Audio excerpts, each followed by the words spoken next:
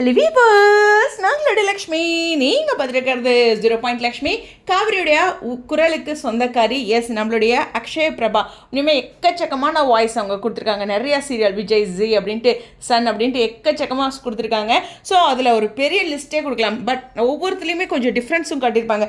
So இந்த இடத்துல அந்த ரோட் சைடு வரும்போது, அதாவது விஜயும் காவேரியும் விஜயோட பர்த்டேக்கு பேசுவாங்களே, அந்த ஒரு விஷயத்தை அழகாக கன்வே பண்ணியிருக்காங்க.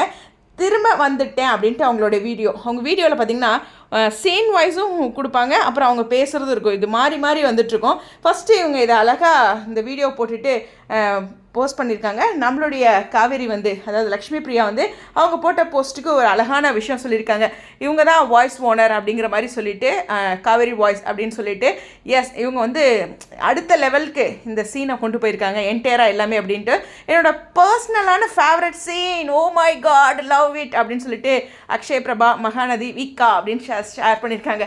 அப்போது நம்ம லக்ஷ்மி பிரியாவுக்கு பர்சனலாக ஃபேவரட்டான சீன் இந்த ரோட் சீனை நோட் பண்ணிக்குவோம் மை லார்ட். ஸோ விக்காவுக்கு என்ன பிடிக்குமோ அது தானே லக்ஷ்மி பிரியாவுக்கும் பிடிக்கும். ஸோ அதே விஷயத்த இவங்க என்ன ரீஷேர் பண்ணியிருக்காங்கன்னா, லக்ஷ்மி பிரியாவுக்கு அக்ஷய் பிரபாவோட ரிப்ளை என்னென்னா, with your effortless natural performance, உங்களுடைய சொல்ல முடியாத லெவலுக்கான ஒரு நேச்சுரலான பர்ஃபார்மன்ஸ் அப்படிங்கிறது ரொம்ப ஈஸியாக இருக்குது டப் பண்ணுறதுக்கு அப்படிங்கிற ஒரு விஷயத்தையும் சொல்லியிருக்காங்க.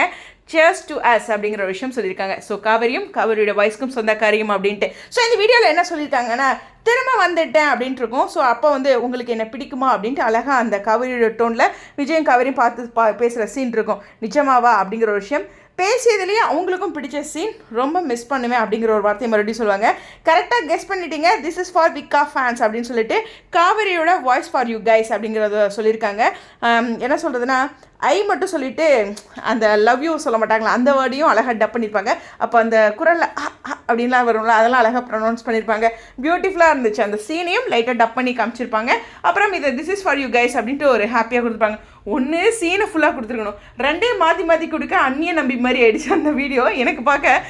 பட் இருந்தாலும் டிஃப்ரெண்ட்டாக இருந்துச்சு. இப்போலாம் அப்படி தானே எனர்ஜெட்டிக்காக வீடியோஸ்லாம் அழகாக கட் பண்ணி எடிட் பண்ணுறாங்களே.